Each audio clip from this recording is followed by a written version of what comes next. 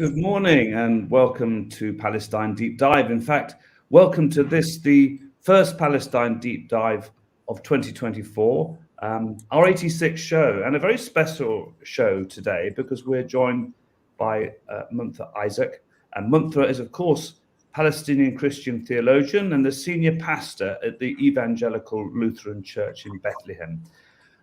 Many of you will have watched, listened, seen Reverend Isaac speaking out so profoundly in the run-up to Christmas. He's become an extremely important voice on the international stage for the Palestinian people and for peace. And he holds a PhD in biblical studies from the Oxford Centre for Mission Studies. And he currently serves as academic dean at Bethlehem Bible College. And Munther is also director of the influential Christ at the Checkpoint conferences. He might like to tell us something about that later on. He's also a minister in the Evangelical Lutheran Church in Jordan and the Holy Land. His latest book is The Other Side of the Wall, a Palestinian Christian narrative of lament and hope. I'm Mark Seddon. I used to work for the United Nations. I used to work for the UN Secretary General Ban Ki-moon, and I've worked for a former president of the UN General Assembly. I've been a journalist for most of my life, and I've taken a long interest in Palestine. And it's an absolute delight to have you all joining us today. This is a live show, so please do send in your questions. Let us know who you are, where you're calling from. We know that there's going to be a lot of interest in what the Reverend has got to say to us today. And in fact, I can begin with a message that we've already had from Stephen Calder. Stephen says, solidarity to Palestine from Peterhead in Scotland.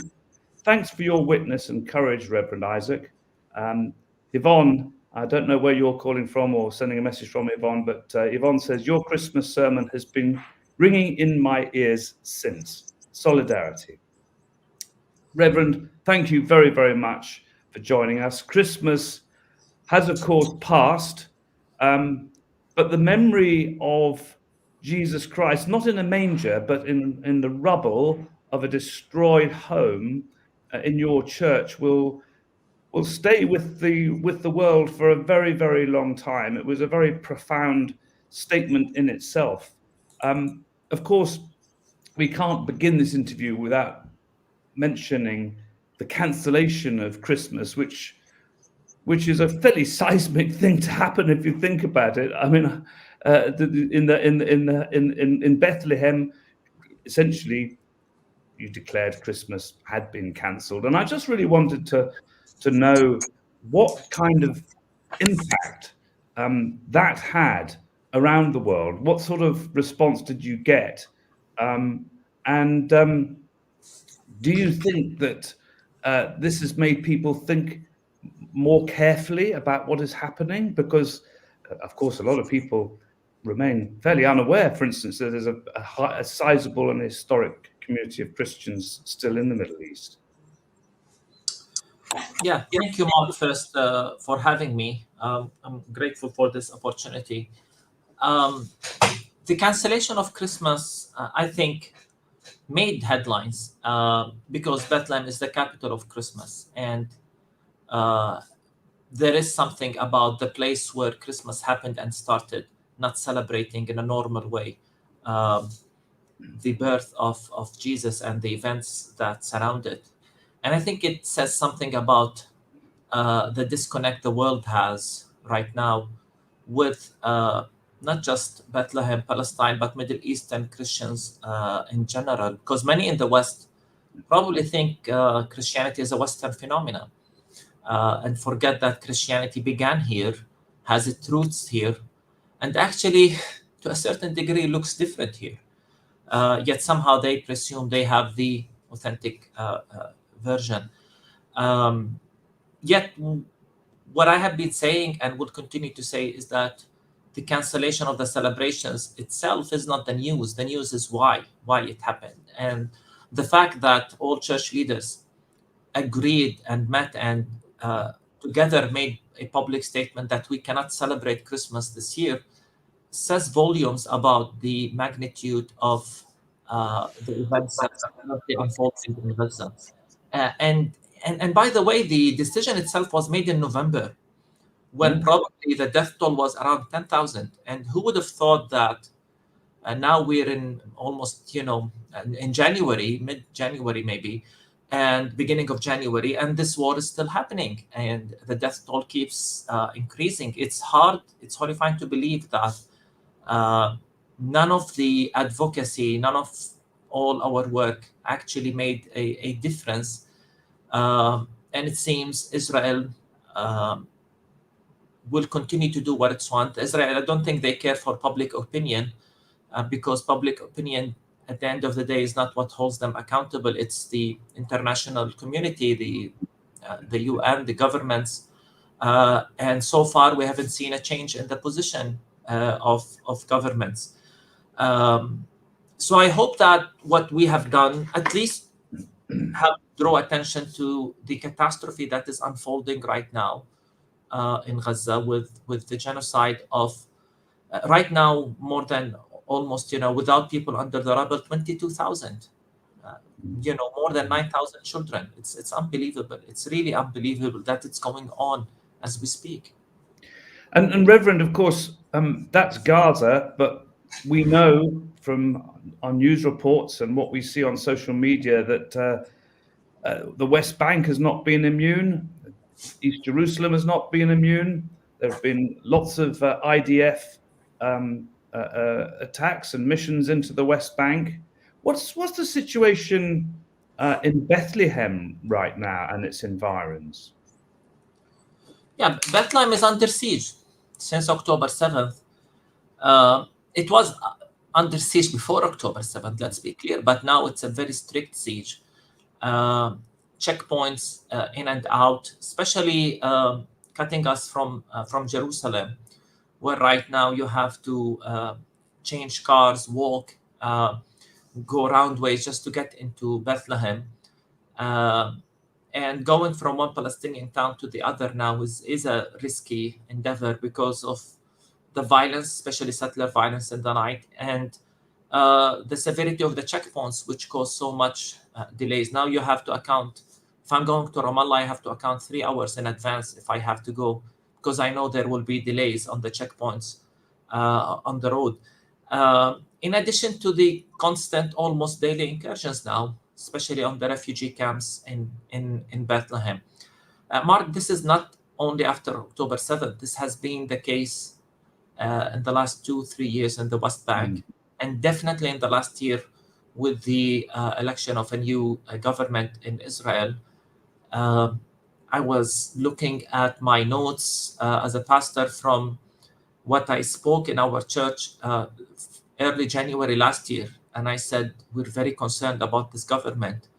Little did I know that I actually had no idea of how bad it will be for the Palestinians, since all these incursions have been happening all year long. It's not just after October 7th, and we need to make this distinction.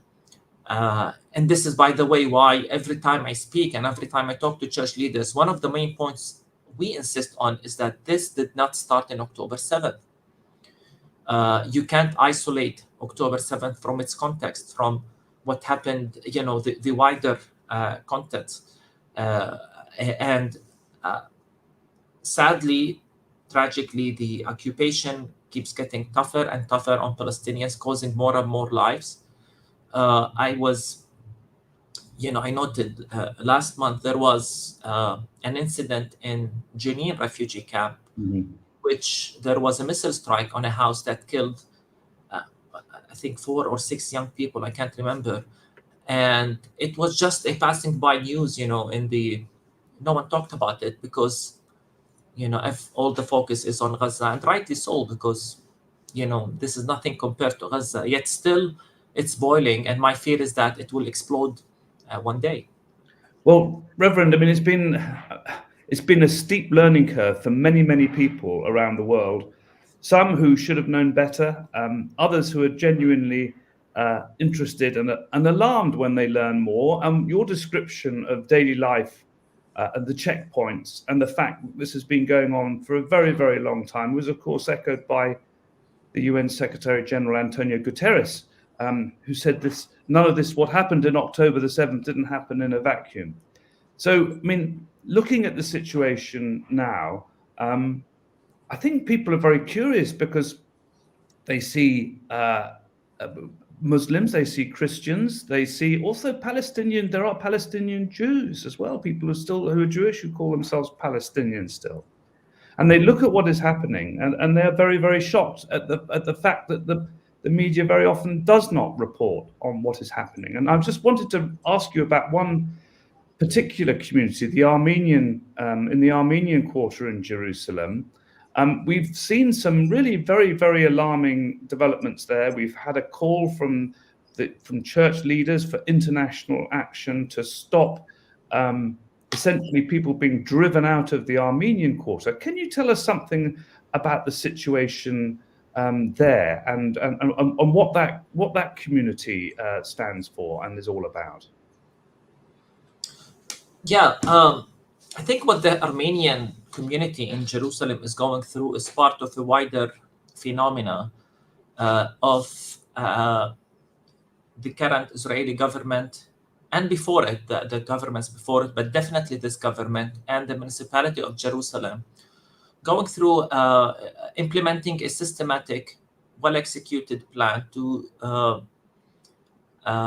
make the character of Jerusalem to be exclusively Jewish, and make every other identity of that a minor and negligible component of its identity.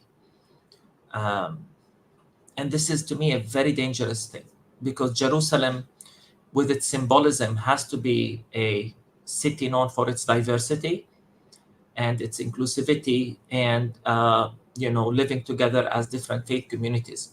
Yet, if you look through what Israel has been doing, first with revoking residencies of Palestinians, including Palestinian Christians, because this is, to the Israeli government, all Palestinians are the same. Revoking residencies, not granting rights for, permits to build, demolishing homes. And then there is now a clear attempt to control the property in the old city by all means possible, by sometimes fake business deals, by manipulation, sometimes by force. Try to change the nature of the city, because the old city is divided between there's the Christian quarter, the Jewish quarter, the Armenian quarter, and so on. And part of the life in Jerusalem is the routes that church leaders take whenever they go from one place to the other. It's part of the status quo and all of that. Now, all of that is now under jeopardy with these policies of Israel. The Armenian church has a very important and strategically located property now, and there has been very shady and suspicious business deals in which some groups claim they bought, or now they have a lease on some of this property. They want to build a hotel, we hear. The church is fighting this now. The community is definitely fighting. There are so many missed details and so on. And the churches have made it clear that this is not right. This property should remain with the church, whether it's the Armenian or the heads of churches. What's worrying is the images we've seen last week with an attack from some mobs, Israeli mobs, Jewish mobs, on the Armenian people who were in the church. And again, the problem is no one holds them accountable. They go under the cover. I think it's important here to highlight something. For the last 2 years, or maybe more, the church leaders in Jerusalem, who are not usually that very aggressive and vocal, in their statements, actually, we have heard their strongest statements in quite a long time, talking about a systematic plan to drive Christians out of East Jerusalem. I mean, this is unprecedented. And they talk about these attacks by the radical fundamentalist groups. And I would add that, I wouldn't call out the fundamentalist groups who are committing these attacks. I would call out the system that protects them and enables them and empowers them. Well, that brings me on to that question, Reverend, if you wouldn't mind, because it does appear that as far as this government is concerned, and as far as some of the extreme right-wing members of it are concerned, and of course what we have seen in terms of hints, promises, plans to effectively drive people out of Gaza, for instance, it's about kind of the gloves coming off in a way. Do you see that some of the Zionists who are leading this as really revealing themselves and revealing the racist nature of Zionism? So one of the things that people have been saying is that with the election of this new government and the openly racist members in it, who are not at all trying to hide this, that the mask has been uncovered or something like that. And we Palestinians have been saying this gives the impression that this is new, but this has been the same policy. I don't think the policies change. I think what we're saying right now is that Israeli leaders are no longer trying to hide their intentions. And we must ask why. Why is it so? So, for example, Israeli leaders in the past used to say, we believe in the two-state solution. They no longer say that. It's not a shift in position. Let's be clear. They never wanted or believed in the two-state solution. Reverend, they're saying the opposite. So, sorry to interrupt you. They're saying that directly the ambassador to Britain has said she does not believe in it. Many of them have said they do not believe it. We know that they never have, but they feel emboldened by what they're saying. They feel they're no longer obligated to lie, to be honest. And why? This is the question. Why? Because they know, they could get away with it. They know that, at least in the past, they could lie and get away with it because the world will say, well, listen, they're saying they want a two-state solution. They're blaming the Palestinians and so on. Now they don't feel even the obligation to hide their racism or to hide their intentions to ethnically cleanse Gaza. When people challenge me, why are you saying it's a genocide? I say, I'm not saying it. They are saying it. Have you heard what the Israeli politicians are saying? They've made their intentions clear. They are doing it, and now you're still challenging us for calling it out. The main point here is that Israeli politicians know that they can get away with it, and if one of the most, by American standards, liberal governments in American history, the Biden administration, is willing to cope with and partner with the current Israeli government, I think now the Israeli government knows we can do whatever and everyone's fine with it. Because when during Trump's presidency, they moved the embassy, they annexed the Golan Heights, they've been annexing the West Bank during the Trump presidency, and they know, now they can do whatever. And you thought this is only because it's Trump. Now it's Biden and they're doing the same. And so as long as Israel is never held accountable, they will continue to do what they want. And this Reverend, is the we've seen, as you say, what the US administration has been doing. We've seen the Britain and Germany and a few other countries, but overwhelmingly international opinion has been extremely critical of Israel. You've seen the votes in the General Assembly. We've seen the reference by South Africa of Israel to the International Court of Justice. The wheels are moving. And you also probably will have seen yesterday that the United States permanent representative to the UN is sufficiently alarmed to say that these plans by Israel to export Palestinians from Gaza is unacceptable. It's almost as though the genie's come out of the bottle, as you were just saying, and there are some frantic attempts to try and control a situation that's rapidly got out of control. And I just wanted to come, because you were talking about, what it's like to be in Jerusalem, in Bethlehem, in the West Bank. These plans, not plans, the reality of life that's been there for a long time, just getting worse. But of course, in Gaza, we haven't just seen the intention, we have seen the physical attacks. And I just wanted to focus on the Christian community in Gaza briefly, if I may, because we have heard Israeli spokespeople say there aren't any Christians in Gaza. And with our own eyes, we have seen the Church of St. Porphyrius, I think is one of the oldest churches in Christendom, come under attack. We've seen other churches and other Christian communities come under attack. What do you say to these Israeli politicians and others who deny that there are Christians in Gaza and who are prepared to sit back and allow churches to be attacked, along with mosques and hospitals and schools? Yeah, you mentioned the Christians in Gaza, and definitely they are one of the oldest Christian communities in the world, with so much history, with so much tradition. The church in Gaza has produced philosophers, theologians, poets. It's so much part of the history of Christianity in the East. You know, I'd like to remind Israel that, you know, we've existed here long before Israel was a state, even as institutions and as, you know, in our current structure. You know, if you think of the bishop in Gaza as a seed, you know, as a chair, how long has it been successively? And sadly, right now, one of the tragedies of this war is that this war is going to bring this existence into an end. We have to deal with this now, because the remaining Christians in Gaza, those who survived the brutal 16-year siege, and those who were determined to stay, right now, most of them, from what they told us, lost their homes. Their homes were destroyed. We've already, I think, the number of Christians killed in this war is almost 25.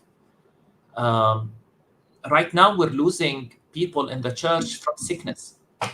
So there was the bombardment. And then there is the shooting incident just before Christmas. In the Catholic Church, the bombardment of the Orthodox Church. And of course, other buildings were completely leveled. You know, there are cultural center for the Orthodox Church, brand new, that's completely leveled. But now, at least 3 people we know of died in the church because they became sick and they could not get any medication or any doctors or go to a hospital. I think this is the phenomenon in Gaza now. People are dying from disease and famine. You know, this is going to be a massive, you know, hard to believe, even worse tragedy than the one we're living right now. They're surviving on very little food, very little water. It's really horrible. The story is, when we talk to them, I mean, we're out of words. We're out of loss of, you know, and they, in addition to the fear, I mean, to think of fear that at any moment you could be shot. I mean, it's not something that we're not exaggerating. We're not hyperbolic. You know, this is an actual fear. But I want to go back to the statement, because you've asked me about it, by the deputy mayor. And I think it's either she's either ignorant, or she is willfully lying. And I don't know which one is worse, to be honest. And I think it serves the Zionist agenda to promote this conflict as a religious conflict. We know this. It serves them to continue to say, and when this is a hashtag that is always used by the Hasbara movement, ISIS is Hamas, or Hamas is ISIS. The goal behind it is to portray this conflict as a conflict, war on terrorism, if you wish, a conflict between the civilized world as opposed to the radical extremism of Hamas, shifting the narrative completely, shifting the idea who's the victim and who's the oppressor, who's the colonized and who's the colonizer. And that's why they're not comfortable with us and our voices as Palestinian Christians, especially when we insist on calling things as they are. This is not a religious conflict. This is about the colonialism of our land. The problem is the occupation, a system of apartheid that's depriving Palestinians of their rights. I say these things because I am obligated as a man of faith to speak truth. I live here. I know what's happening. And we have to call these things out. And because we do so, it's not comfortable. So definitely they were going to try to say there are no Christians, Hamas drove them out. I mean, that statement, because she said, if there are Christians, Hamas drove them out. And this is part of many Christian Zionists actually said, the Christians in Gaza, if they leave the church, actually Hamas will hunt them down. Well, they've been living in Gaza for years. Hamas didn't do anything to them. There was one incident in 2007 and very isolated incident. I mean, it wasn't ideal, to be honest, for the Christian community under Hamas, but they weren't targeted or killed or massacred, as the Israeli leaders try to say. And there is a goal, as I said, behind it. Reverend, thank you very much. I'm just going to take a few comments and questions from viewers. Daryl Ernst says, if your government, I beg your pardon, he says, in terms of universal deceit, telling the truth becomes a revolutionary act. He's quoting George Orwell there. The Reverend Dr. Kenneth Matata, hello, Reverend. He says, thank you, Reverend Munther, for your witness. Also, we've got Noel Sukar. Noel Sukar says, I'm feeling traumatized by the horrific atrocities unfolding before our eyes. She says there was a 600-year-old monastery that was bombed in Lebanon. Churches and mosques in Gaza have been attacked. Well, we've seen one of the oldest mosques in the world also having been leveled. And she says, what is the Pope and Christian leaders? What are they all doing? Well, of course, we know that the Pope has spoken out in the strongest possible terms. He's actually accused the IDF of behaving like terrorists. So I was just wondering, Reverend, have you got a point or a question to put to Archbishop Justin Welby? What does he need to be doing and saying? Well, it's good to hear these comments, and it's good to hear from my friend Reverend Kenneth Matata. I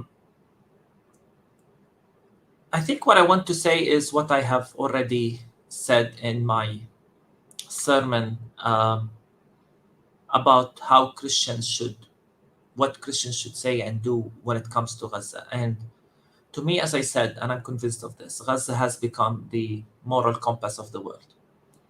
And this is not the time for shallow church diplomacy.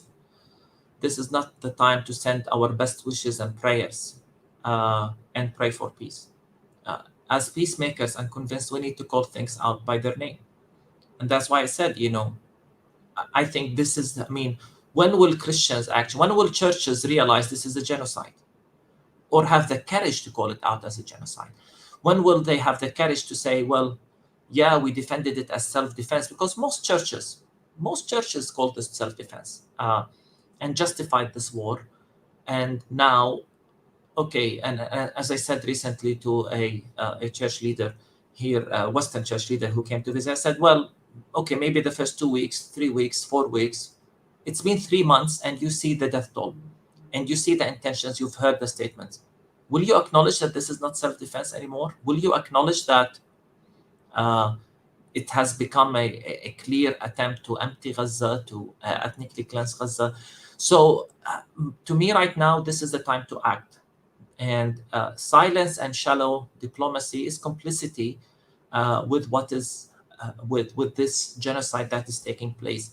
I think the time, as I said, to say we pray for peace and will come immediately with our money for charity and relief. I don't think, not only is this not enough anymore, I think this is complicity.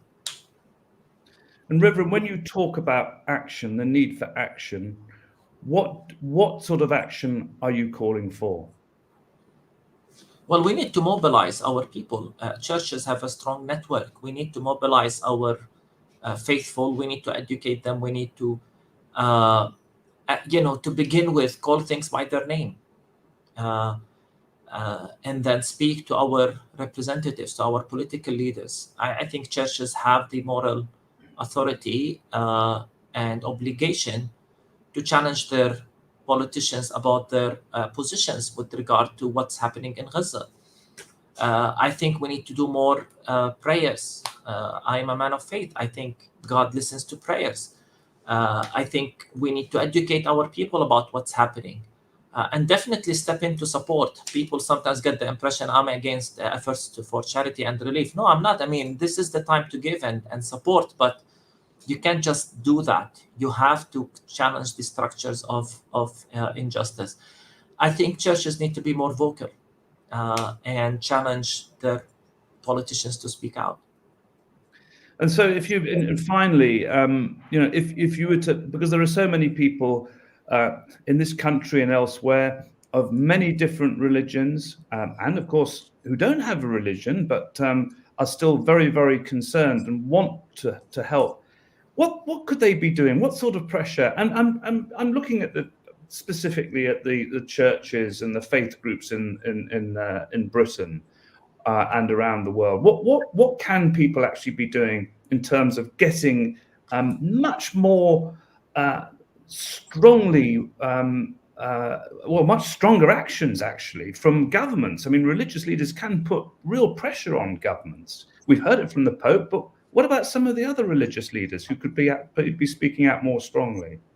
I think this is a question to all people of faith. We should unite to put pressure because this is an ethical, moral obligation. I don't think anybody can accept the killing of 9,000 children in 3 months in such a brutal way. I mean, how is this acceptable to anybody? So I think there should be unified efforts. I think there should be organized efforts to turn this pressure and public opinion into a voting power. Mm-hmm. It's not a voting issue in many countries. Not in the UK and not in the United States, the Palestinian issue.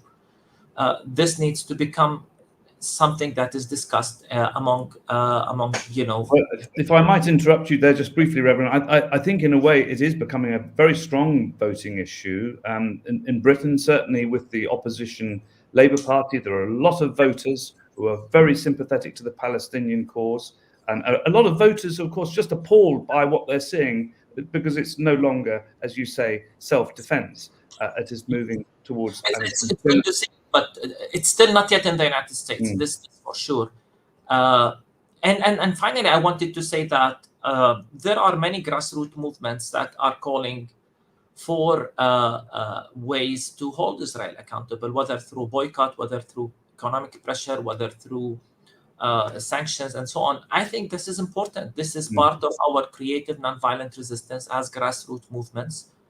Palestinian Christians have been in favor of this, have voiced their support of such creative nonviolent active statements of solidarity, but they're also that make an impact. I think all of this matters and should be implemented. And should be, we should continue to voice this out and make it a reality. Well, look, Reverend, we will have to draw things to a close, but a couple of just final points and a couple of questions, if that's all right, from our viewers. David in Newcastle asks, is the Reverend relieved to see South Africa take Israel to the International Court of Justice for violating the Genocide Convention? Stephen Calder, just take two or three if I may. He says, Jesus told us to pray that it be on earth as it is in heaven. What Israel is doing to the people they are occupying and oppressing is bringing hell on earth. And given that, we began the show by talking about that immensely powerful image that went around the world of Jesus Christ in the rubble, not in the manger. Lily, who's in New York, has a final question. She asks, was Jesus a Palestinian? Was he a political agitator? Would Jesus have been targeted and killed by Israel? So a couple of questions there, just to finish off. And thank you so much, Reverend Munther, for all of this. But will those two final questions are for you, if you will. Yeah, I'll be brief. I think South Africa has an importance because of its history of apartheid. And today, I think I heard the statement of the White House that, just easily dismiss this report, this well-written report, from what I've heard. And I think it points to the an important dimension in this, which is racism, that is really involved, because we've been saying to people, see us as equals. And it's no coincidence that the very same governments that supported the apartheid regime are now supporting Israel. Should we be surprised? So I'm grateful for South Africa. We've been in touch with the South African church from day one, because they have been a sort of encouragement to us.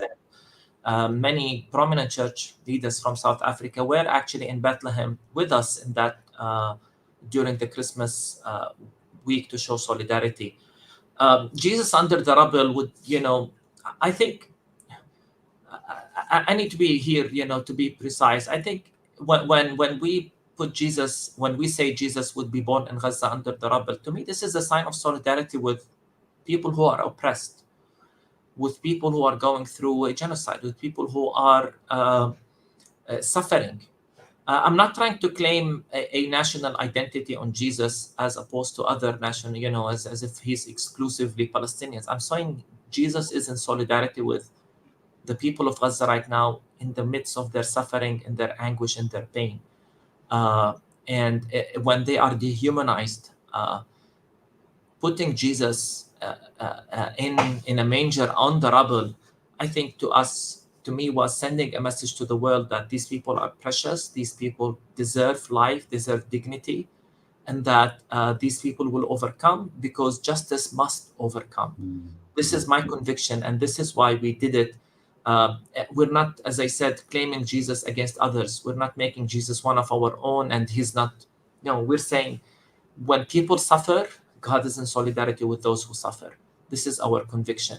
When people go through injustice and people are oppressed, God sides with the oppressed because he's a God of justice. This is our message. Well, thank you very much indeed, Reverend. And as you were saying that, and as the mention of South Africa was made again, and all of the links and support you've had from the South African Church, I mean, we could remember Archbishop Desmond Tutu, who was very prominent in calling out apartheid in Israel, and who made such a strong stand, and along with others such as President Jimmy Carter a very long time ago, when it was much less fashionable to do so. Finally, a few messages. Karima says, hello, I'm honored to be here. Thank you, Reverend. I'm a Palestinian Jew. Many other people from all over the world are sending in their messages and saying thank you so much for joining us. We do thank you, and we thank you for your vital work, and just letting us know more about what is happening, more about what it is to be a Christian in Palestine, and to wish you well and to see what we can do. You've given us lots of useful advice, Reverend, and I hope that people will take action, as I'm sure they are, and we wish you all the very best. Thank you very much for joining us. Thank you. Have a good day. Thank you. Thank you.